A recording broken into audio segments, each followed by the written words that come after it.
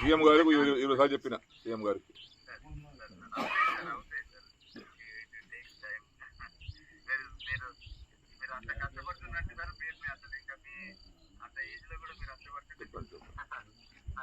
నేనేమో ఎందుకు అంటే మొండిగా ఒక ఇంట్లోకి అడుగు బయట పెట్టేటప్పటికి ఏమన్నా కానీ సావని బతుకని నిర్ణయం తీసుకుందామని వచ్చిన యాక్చువల్ని అయితే ఏమన్నా కానీ అనుకుని వచ్చిన ఏదన్నా కానీ ఫలితం దండిగా అట్లా నిర్ణయం గట్టిగా తీసుకుని వచ్చిన నేను. ఎన్నిసార్లు చేయాలండి చేస్తూ పూటలు లేపి మేము కొత్తసారి చూస్తున్నాను. నేను మంత్రి చేసిన 20 ఏళ్ళు ఈ అమ్మ ఇట్లా ఫోన్ చేస్తే లేపుతుంటే రాత్రి 2 గంటలు లేపుతుంటే ఫోన్ నేను. మరి ఎమ్మెల్యేల ఫోన్ లేపారండి వీళ్ళు. ఈ అమ్మ దరిద్రం పాడైపోయి మేము పనులుగా చేస్తామండి. ఫోన్లు ఏమన్నా మజాకు చేస్తామా తమాషాగా చేస్తామా ఏమన్నా? అందరిలా కూడా కాదు కదా. నేను నాకేమైనా స్వార్థం కోసం నాకు ఆ పైరు చేయి ఈ పైరు చేయి నాకు అదని చెప్తాం కాదు కదా. ప్రజల కోసం ఫోన్ చేస్తాను నేను. ఇక మాలాంటి వాళ్ళకు కూడా రెస్పాన్స్ లేకపోతే ఎందుకండి ఇంకా ఈ రాజకీయం పాడైపోయింది దరిద్ర రాజకీయం.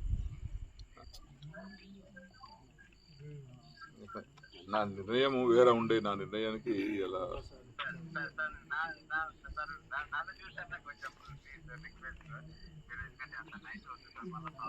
ఏమైతే నైట్ అయితే ఏముందండి జంగల్లో ఉన్నాం.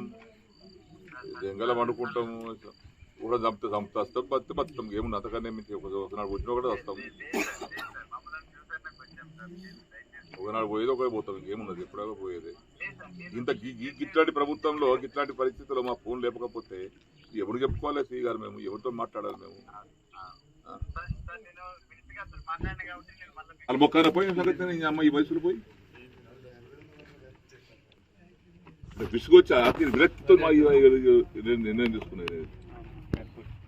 నేను ఇంటికెళ్ళి బయలుదేరేటప్పుడు చెప్పలేదు ఎవరికి. నేను ఇక్కడ ఉంటానే చదువుకుని వచ్చిన 5 ఏళ్ళ పని లేకపోతే తుమ్ము చేతి మలుస్తాయి. ఇక తర్వాత ఎవడు దాన్ని పట్టించుకోడు ఎవడు కాదు అది. చెరుకట్టమే మలుస్తుంది. లిఫ్ట్ ఇరిగేషన్ కాడ తుమ్ము చేతి మలుస్తాయి. కట్టే దవాఖానాలు మలుస్తాయి. ఊళ్ళో మలుస్తాయి. ఇవన్నీ చూడు కోనాపూర్ది అటు బంద్ పీకి అయిపోయాయి. 12 కోట్లు శాంక్షన్ అయింది. బాబు వాడు చేసి 4 కోట్లు బిల్లు రావాలి. అడిగి బేజారు అయిపోయి వాడికి మనం కూడా వెళ్ళిపోయాడు అతనికి. ఇట్లా ఉంటుందండి.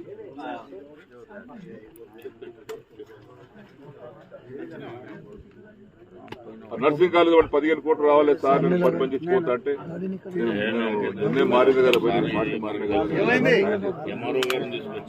నేను టెండర్ ప్లాన్ చేసుకుంటుంది వాడుతాయి.